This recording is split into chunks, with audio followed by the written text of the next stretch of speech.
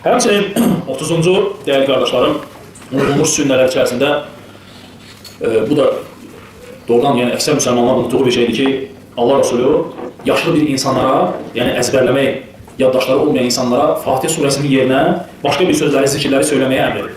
Necə gəlir ki, Abdullah ibn Avf deyir ki, radiyallahu anh, bir dəfə Peyğəmbər sallallahu yanına gələrdik ki, ya Resulallah, Qurandan bir şey öyrənməyə gücüm çatmır. Yəni yadda saxlaya bilmirəm onları deyir. Mənə namazda kifayət edəcək Qurandan bir şeylər öyrət. Subhanallah, bax, insan yaşlı olur, Allah Resulü'nün yanına gəlir ki, yanında saxlaya bilmirəm. Mənə elə bir şeylər öyrət ki, mən onunla Allah'ı zikr edim. Allah Resulü buyurur ki, Subhanallah, elhamdülillah, la ilahe illallah, Allahu akbar, ve la havle ve la kuvvete illa billah. Yəni bunları demək kifayətdir Fatihənin yeri. Və həmçinin başqa rivayətdə gəlir ki, Allah'ın sənə əmr etdiyi tərzdə dəstəmaz al. Sonra azan ver və ayağa durur, təkbir gətir. Əgər əzbərində Quran varsa oxu. Əgər Quran yoxdursa əzbərində onda deyilən, elhamdülillah, Allahu akbar, la ilahe illallah. Əgər bunlardan bir şey əskilsən, artıq bir namazdan əskilmiş olacaqsın. Ona yaşlı adamlar, əgər namazı öyrənmək istəyirlərsə, görürsən ki, çox vaxt qardaşlar məcbur edirlər ki, mütləq oxumalısın, mütləq bunu öyrənmək. Əgər yanında qalmışsa elə bu sözləri yaz. Bu zikirləri yaz və onu boymana da etsin.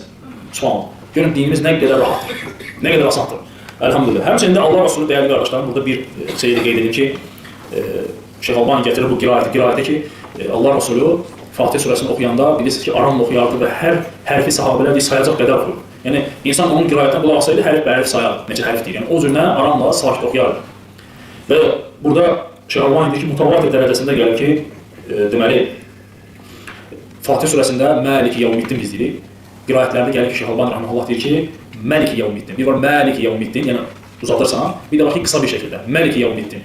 Hətta Şeyh Albani deyir ki, mutavatir dərəcəsində gəlir. Və deyir ki, bu günləri, əfsuslu olsun ki, müsəlmanlar bu qiraətləri unudurlar. Yəni, oxuyan yoxdur. Ona görə də çalışın ki, həm Məliki Yevmiddin və yaxud da Məliki Yevmiddin deməklə arada bu cürlə oxumaq Allah Rasulunun sünnətinə əməl etməkdir.